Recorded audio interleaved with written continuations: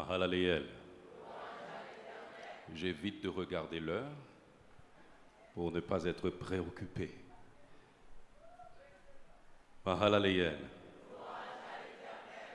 Nous remercions le Seigneur pour cette grâce qu'il nous accorde de pouvoir parler en son nom ce matin.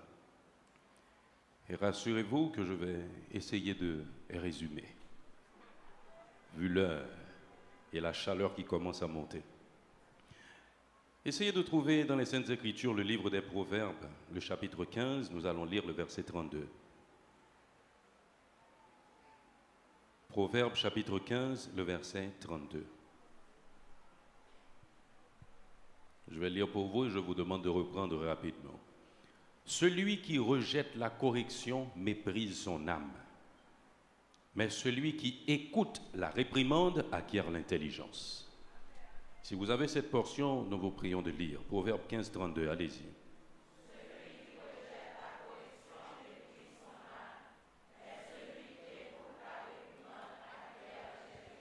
Amen. Mes bien-aimés, nous vivons dans un monde individualiste. Chacun fait à sa guise. Et ce que nous avons remarqué, c'est qu'au fur et à mesure, au niveau de la société, l'on est en train de s'écarter des bonnes mœurs. On s'écarte des bonnes mœurs, des coutumes qui faisaient même la force et l'authenticité d'une société. On dirait qu'on n'a plus de repères. On n'a plus de repères pour se positionner, pour s'orienter dans cette société. Il nous devient très difficile parce que ce qui était anormal est devenu normal.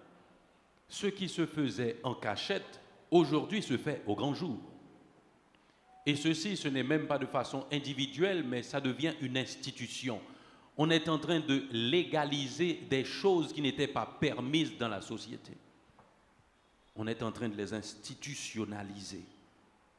C'est le postmodernisme, l'imaginaire de l'ici et maintenant. Comment je vois la chose, pas comment on a l'habitude de faire, pas ce qui donnait du résultat, mais la façon dont je vois la chose, c'est ce qui importe pour moi, parce que je suis un être à part entière. C'est la façon de penser aujourd'hui. On questionne tout, mais pas pour acquérir la sagesse, mais pour se justifier dans ses agissements. Mes bien-aimés, nous venons de lire cette parole dans Proverbes chapitre 15, le verset 32. Celui qui rejette la correction méprise son âme, mais celui qui écoute la réprimande acquiert l'intelligence. La correction, la réprimande, c'est une sorte de rappel à l'ordre. C'est une sorte de blâme adressé certaines fois avec autorité pour amender ou corriger. La correction, c'est une punition disciplinaire infligée à un officier dans une définition séculière. Punition disciplinaire infligée à un officier ou un sous-officier pour sanctionner une faute assez grave ou des fautes de gravité moindre. Cela nous laisse comprendre quelque chose, mes bien-aimés. Si nous sommes dans une communauté, si nous sommes dans une société, il y a des principes à respecter. Et quand nous intégrons cette communauté, ce n'est pas toujours que nous connaissons tous les principes de la communauté. Et pour notre cas aujourd'hui, plus particulièrement pour nos nouveaux baptisés, qui viennent d'intégrer le corps de Christ, qui viennent d'intégrer le royaume de Dieu, qui sont devenus des nobles, ils ne connaissent pas en majeure partie les principes de ce royaume. Et c'est au fur et à mesure qu'ils vont apprendre à connaître, à appliquer les principes de ce royaume. Et c'est là donc la responsabilité de l'Église envers le croyant. Et c'est une responsabilité réciproque du croyant aussi envers l'Église. Parce que celui qui se fait plonger dans les eaux du baptême, je parle non seulement pour les nouveaux, mais si ça fait longtemps que vous vous êtes fait baptiser, ce message est encore de mise pour vous. Si vous faites partie du royaume, vous êtes un représentant du royaume, vous êtes un ambassadeur du royaume. Vous ne pouvez plus parler en votre nom. Vous ne pouvez plus agir en votre nom parce que vous êtes un envoyé. Et en temps et lieu, il vous faudra produire le rapport de votre mission. Cela nous laisse comprendre que si les principes ne sont pas respectés, il y a là un problème. Et c'est là cette responsabilité réciproque entre le croyant qui est un représentant du royaume, de l'Église, et l'Église aussi qui a la responsabilité d'encadrer chaque croyant pour lui montrer, apprendre et encourager à appliquer les principes de ce royaume. Cependant, mes bien-aimés, en tout, il y a une manière de faire. Et c'est la raison pour laquelle dans 1 Timothée, le chapitre 5, le verset 1er, nous pouvons lire ces paroles. 1 Timothée 5, le verset 1er. L'apôtre Paul s'est adressé à Timothée lui disant: ne réprimande pas rudement le vieillard, mais exhorte-le comme un père. Exhorte les jeunes comme des frères. Exhorte les jeunes comme des frères. C'est la raison pour laquelle je me suis dit aujourd'hui que Dieu avait pris le contrôle du culte quand le pasteur s'est mis à exhorter les jeunes à avoir l'attitude qu'il faut. Il y a une façon de faire.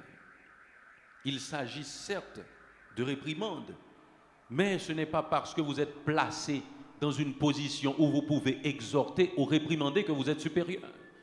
Il faut le faire en toute humilité, mes bien-aimés. Et le jeune et n'importe qui reçoit la réprimande a la responsabilité de recevoir cette réprimande comme une grâce de Dieu. Parce que nous vivons des temps difficiles. Nous vivons des temps où les modèles sont rares.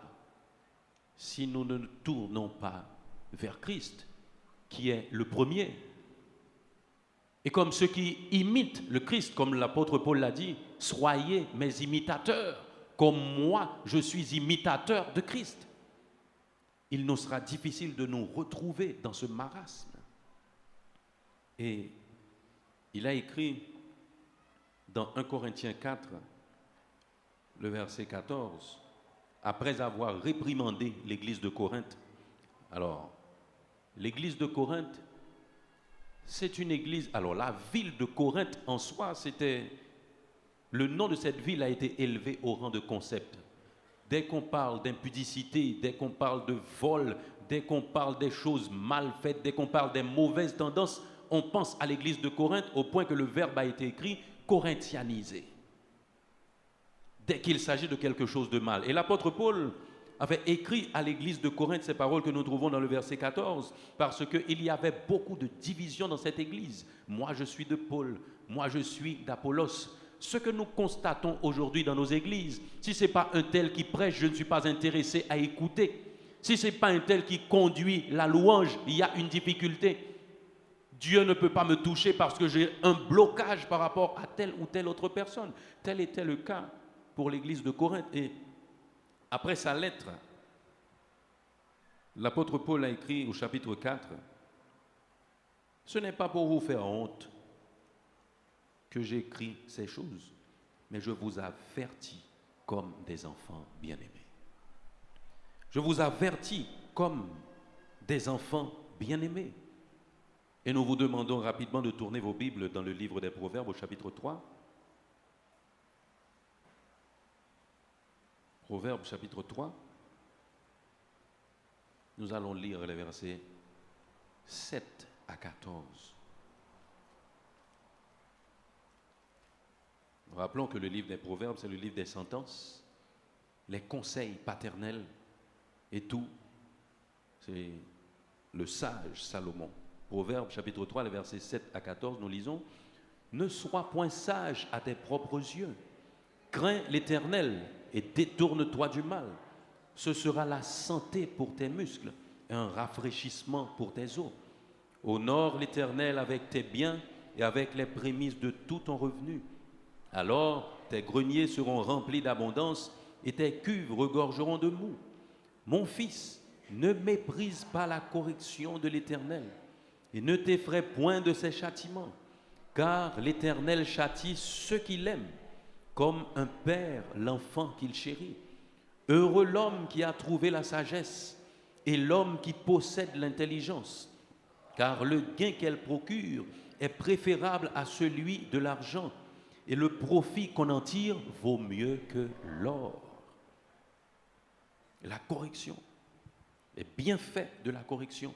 Et les versets 7 à 10 de cette portion, c'est une mise en garde contre l'orgueil et la suffisance. Ne sois point sage à tes propres yeux. Crains l'Éternel et détourne-toi du mal. L'orgueil, mes bien-aimés, c'est une opinion exagérée qu'on a de sa valeur personnelle aux dépens de la considération due à autrui. Et l'arrogance, c'est l'attitude qui se manifeste par des manières blessantes. Proverbe nous met en garde contre ces attitudes et nous demande de nous attacher à la correction.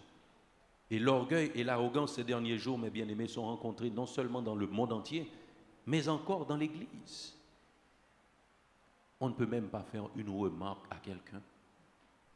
Même en toute douceur, on a peur d'aborder la personne. Non seulement cette personne peut mal réagir face à la remarque, mais cette personne aussi peut fuir l'Église. C'est comme si, au niveau de nos assemblées, on était au paroxysme de notre sanctification. On est suffisant, on n'a plus besoin d'apprendre, on est infaillible, il nous est impossible de nous tromper, on est autonome, mes bien-aimés. Si on était autonome, on aurait pu rester chez nous tous les dimanches matins et louer et adorer. Mais nous devons nous rappeler que Dieu nous a mis ensemble pour que nous puissions cultiver le fruit de l'esprit et nous rappeler aussi que tout frottement produit de la chaleur. Si nous sommes là ensemble, nous aurons quand même des altercations. Mais dans l'humilité, nous devons les gérer. L'orgueil et la suffisance, c'est la mise en garde des proverbes. Et les versets 11 à 14 nous parlent des bienfaits de la réprimande. Mon fils, ne méprise pas la correction de l'Éternel et ne t'effraie point de ses châtiments, car l'Éternel châtie ceux qu'il aime. Est-ce que Dieu vous aime? Est-ce que vous êtes convaincu que Dieu vous aime? Tout comme un père châtie l'enfant qu'il chérit. Tout comme un père châtie l'enfant qu'il chérit. Heureux l'homme qui a trouvé la sagesse et l'homme qui possède l'intelligence, car le gain qu'elle procure est préférable à l'argent et le profit qu'on en tire vaut mieux que l'or. Ce n'est pas la peine de fuir, mes bien-aimés, nous éloigner des endroits où l'on proclame la vérité. C'est une tristesse pour nous de constater qu'à certains endroits, il y a un évangile tamisé, à la recherche du grand nombre. Un évangile moderne où on passe la vérité au crible, ayant peur de perdre les fidèles et du même coup les dîmes et les offrandes. La parole doit être prêchée, mes bien-aimés. Et se laisser aller frise même la compromission. Nous nous détournons de la vérité pour conserver nos membres. Notre vocation est ratée. Nous devenons souvent les partisans du moindre effort. Et nous voyons dans Ecclésiaste au chapitre 7 ce que la parole nous dit. Ecclésiaste, le chapitre 7, dans le verset 5, je lis « Mieux vaut entendre la réprimande du sage que d'entendre le chant des insensés. » Mieux vaut entendre la réprimande du sage que d'entendre le chant des insensés. Certaines fois, nous fuyons un endroit pour aller trouver quelque part où les choses sont plus faciles, où notre conscience n'est pas interpellée, où la vérité n'est pas débitée comme il se doit. Eh bien aimé, quand vous avez un enfant dans une école, si l'enfant ne peut pas arriver à obtenir les notes que vous souhaitez, ce n'est pas toujours que vous devez changer cet enfant d'école. Certaines fois, il vous faut vous ajuster. Des cours de rattrapage, des professeurs à la maison. Changer d'école et le mettre dans une école qui a un niveau plus bas, il peut être premier avec une moyenne de 4. C'est là le danger, mes bien-aimés.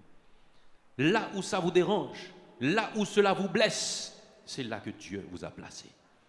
Si ce n'est pas le cas, vous refusez donc la croissance spirituelle que Dieu cherche pour vous. Vous refusez la croissance spirituelle que Dieu cherche pour vous. Et c'est là que le passage nous dit dans Proverbe 15 au verset 32, Proverbe 15 au verset 32, celui qui rejette la correction méprise son âme. Celui qui rejette la correction méprise son âme. Vous imaginez ce que cela veut dire, la force de cette parole, mépriser son âme. Cela veut dire mépriser ce qui a d'essentiel dans votre vie. Car Matthieu me dit au chapitre 16 au verset 26, que sert-il à un homme de gagner le monde s'il arrive à perdre son âme? Celui qui rejette la correction méprise son âme. Cela veut dire que celui qui rejette la correction méprise l'essentiel même de la vie. Et ceci pourquoi? Pour courir après les choses qui passent. Pour courir après les choses qui passent. Et de là étant, même quand ces choses ne passent pas, nous passons. Nous les laissons. Parce que la vie de l'homme est courte et fragile. Loin de vouloir satisfaire nos désirs charnels, mes bien-aimés, quand nous parlons de désirs charnels, nous ne parlons pas seulement de sexe, mais nous parlons de l'orgueil, nous parlons de la jalousie, nous parlons de la colère qui nous dégage quand nous avons des sentiments bafoués. Nous parlons de tout ça, mes bien-aimés. Nous avons tendance à clicher les péchés. Si je ne mens pas, si je ne tue pas, si je ne commets pas d'adultère, je ne suis pas pécheur. Mais celui qui ne sait pas comment parler aux autres est un pécheur. Parce que l'arrogance n'est pas selon la volonté de Dieu. Le caractère hautain n'est pas selon la volonté de Dieu. La douceur est de la volonté de Dieu. La maîtrise de soi, savoir comment réagir devant chaque circonstance, c'est ce que nous devons chercher, mes bien-aimés.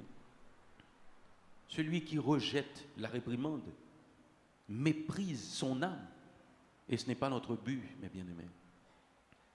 Et ce que nous devons comprendre aussi, c'est que quand on recherche la sagesse, certaines fois cela nous porte à réfléchir profondément aux paroles que nous trouvons dans le livre de l'Ecclésiaste, au chapitre 1er, le verset 18, un passage que nous aimons beaucoup, car avec beaucoup de sagesse, on a beaucoup de chagrin, et celui qui augmente sa science augmente aussi sa douleur. Avec beaucoup de sagesse, on a beaucoup de chagrin, et celui qui augmente sa science augmente aussi sa douleur. Mais bien aimés, quand nous ne sommes pas conscients des réalités, nous vivons comme des enfants. Tout paraît beau pour nous, mais quand nous connaissons le bien et nous connaissons le mal, nous souffrons parce que notre cœur aime le mal, mais notre esprit nous dit, c'est pas ça que tu dois choisir. Avec beaucoup de sagesse, on a beaucoup de chagrin. Et celui qui augmente sa science augmente aussi sa douleur, parce que celui qui a la science, celui qui a la connaissance de la parole, il a la sagesse et il développe la crainte de l'Éternel. Et dans la crainte de l'Éternel, on ne se fait pas plaisir, mais on fait plaisir à l'Éternel. Et c'est très difficile. Parce que si quelqu'un veut le suivre, qu'il se charge de sa croix et qu'il le suive. Nous ne voulons pas vous retenir plus longtemps, mais nous vous disons, mes bien-aimés, qu'il nous faut, dans la réprimande, voir l'Esprit. Il nous faut voir le Saint-Esprit et prévisualiser. Prévisualiser, mes bien-aimés, le résultat, le progrès spirituel. Quand nous recevons une réprimande, quand nous recevons une exhortation, il nous faut voir le pas spirituel dans la sanctification que nous allons faire, dans l'application d'un conseil. Souvent, nous trouvons des gens qui disent, vous n'avez pas à me juger. Certes, c'est une vérité. On n'a pas été constitués juges l'un pour l'autre. Mais en tant que frères et sœurs, nous devons nous supporter les uns les autres. Et le support, ce n'est pas de tolérer l'autre dans une mauvaise circonstance.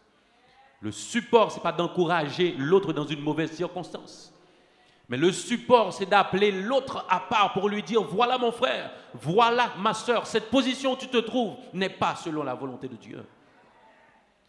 Le danger est de divulguer les gens. Quand une affaire concerne quelqu'un, vous appelez la personne et non une autre pour vous lui dire, voilà ce frère. Ce n'est pas là la volonté de Dieu. C'est là la médisance, c'est la calomnie. Cependant, il faut prendre votre courage à deux mains, que la personne réagisse mal ou non, pour lui dire, voilà, moi j'ai fait mon devoir, je t'ai dit, voilà ce qui ne va pas dans ta vie. Je ne suis pas votre juge parce que je vous donne un conseil, mais je vous évite donc le jugement de Dieu, parce que je lis dans 1 Corinthiens 11, si nous nous jugions nous-mêmes, nous ne serions pas jugés. Mais quand nous sommes jugés, quand notre conscience n'a pas été éclairée, quand nous commettons le mal sans demander pardon, sans reconnaître nos fautes, nous sommes jugés par Dieu et nous sommes châtiés. Selon 1 Corinthiens 11, je ne suis pas votre juge, mais par amour, je peux vous parler. Nous avons donc l'un envers l'autre un devoir d'assistance mutuelle. Mes frères et sœurs, quelqu'un qui vous parle de vos faiblesses, c'est quelqu'un qui vous aime.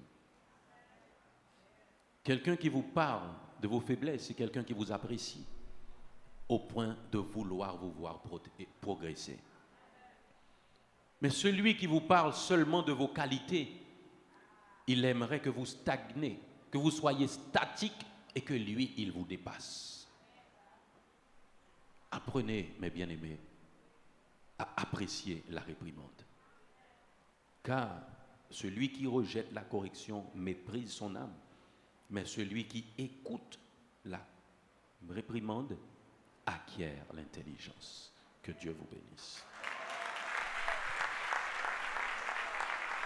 Mahalaleel. Proclamons notre bénédiction.